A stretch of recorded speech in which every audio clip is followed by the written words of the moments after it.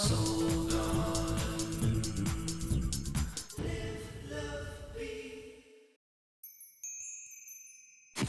there, Geminis, and welcome to Friday.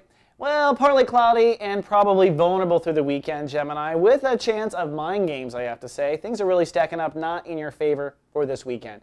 For starters, emotions pull into your house of intimacy, so that makes you kind of hyper aware about who you trust and who you don't trust and who you're sleeping with and who you're not sleeping with.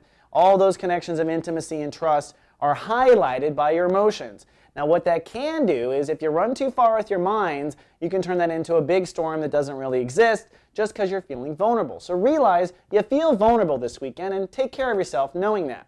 Now, spiritually, you're definitely being tempted to fall into the mind games because the sun, as it progresses through Leo, is pushing Geminis to end the mind games once and for all, or at least once for 30 years when Saturn comes back. You can choose to not learn, by the way, and you don't want that. So today, with Uranus ruling the sun, it does mean potential breakthrough in understanding your mind games, but it also indicates that you might have a bit of a spiritual earthquake in order to get to that breakthrough. So I'm just warning you, potential spiritual earthquakes when it comes to mind game issues. You might just get triggered by an old path.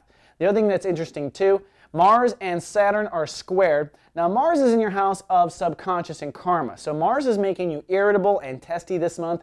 Anyways, what it's doing is literally forcing up subconscious issues. Not a fun transit for any of us, but we all go through it, so hang in there.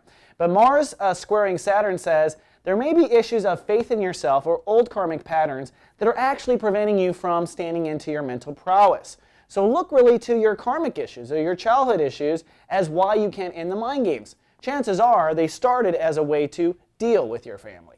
All right, Gemini, that's all we got for the weekend. Hang in there. I'll see you back on Monday with more soul horoscopes. And until then, live, love, be.